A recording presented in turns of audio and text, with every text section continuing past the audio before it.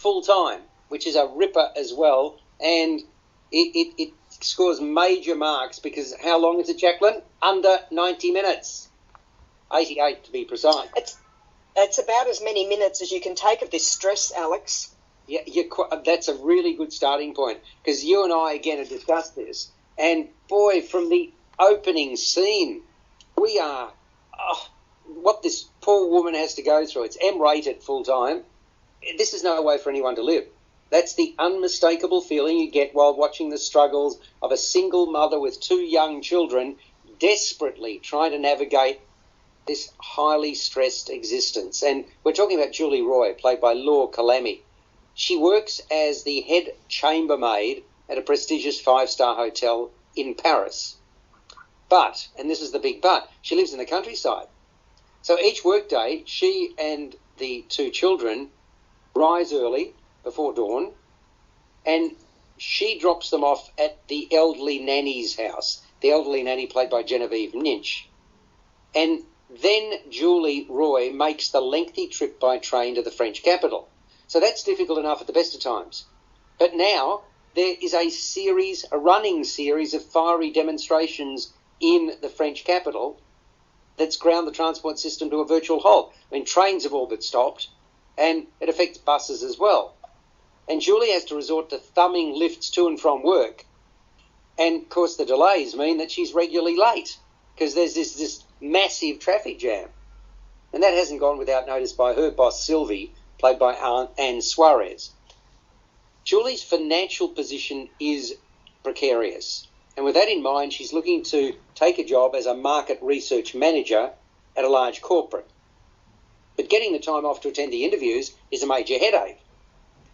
Further, Julie's alimony hasn't come through, and try as she does, she can't reach her former husband, Alex, who we never meet.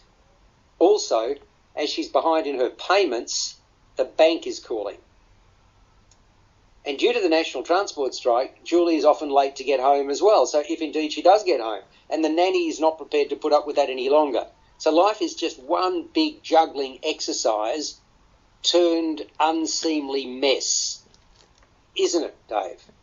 It is. I was just about to say that's going to be my life this week because I'm doing replacement buses heading into the capital every day from the country. But look, I thought this was a sensational film. I'm a huge fan of Laura Calamy. She is in one of my favourite TV shows called Call My Agent. If you've never seen that show, check it out. It is an absolutely fantastic show.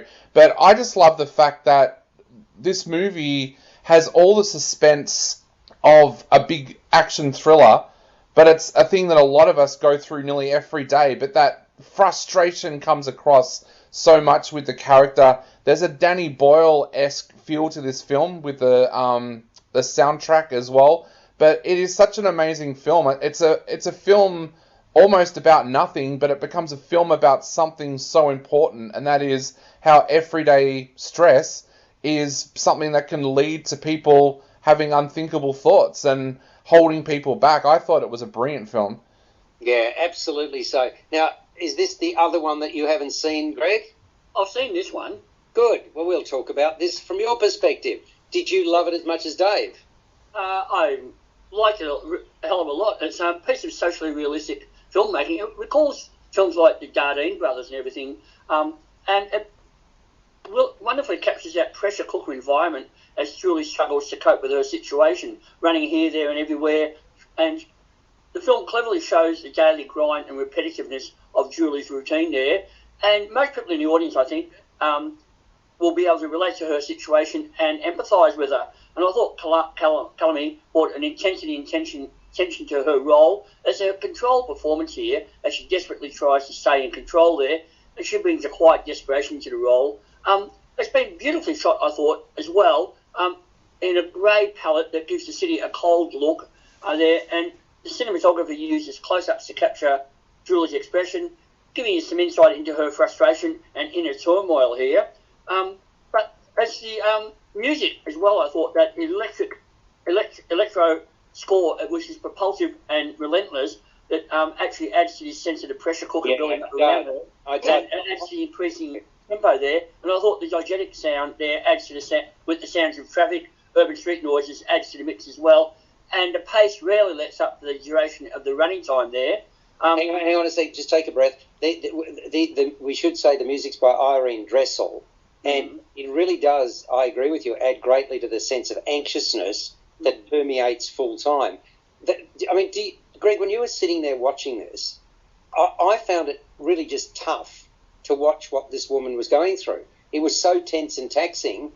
I felt wrung out after only a few minutes, and Jacqui was saying the same thing. Did you get that sense as well? Yeah, you sort of felt drained just watching her run hither, thither there, trying to juggle her life and keep up with everything. And anyone who lives in Melbourne and has put up with train strikes and having to put up with replacement buses and all the other stuff there will certainly sympathise with that situation as well. Single mothers will certainly appreciate what she goes through trying to juggle career with raising the kids. It touches a lot of bases there, and it's sort of a great film. Oh, absolutely. Now, Jacqui, your view of Full Time? Well, it certainly reminded me of some frenetic days that I had juggling the work, life, children, dashing around, getting here, there and everywhere. Again, same as you, Alex, I was stressed, although the opening scene wasn't in fact stressful so much as intrusive. If you recall, the first few minutes were her sleeping, and it was an up-close, very close-up shot. We hadn't got to know, we didn't know who we were looking at, we had no relationship with her as a character, and there she is, and we're within inches of her face as she's sleeping. And I felt that started the ball rolling, if you like. And then, of course, the alarm goes off and all hell breaks loose. So that for me was, sort of a forceful introduction. Again, yes, the music I certainly took note of. What worried me were a couple of things that she was being half blamed for the problem because she chose to live in the country. In fact, that was, she desperately wanted to be, and she was a good mum. She wanted to be a mum for her kids. She wanted to be there, but she wanted to give them a good life and have a taste of country life and not live in a pokey little flat in the city. So, but there was a hint that people were blaming her for having the transport issues. No question. And yes, it's tough. Okay, so imagine an employer, right? They demand excellence. They demand being timely, and whatever distractions are outside, your time is their time.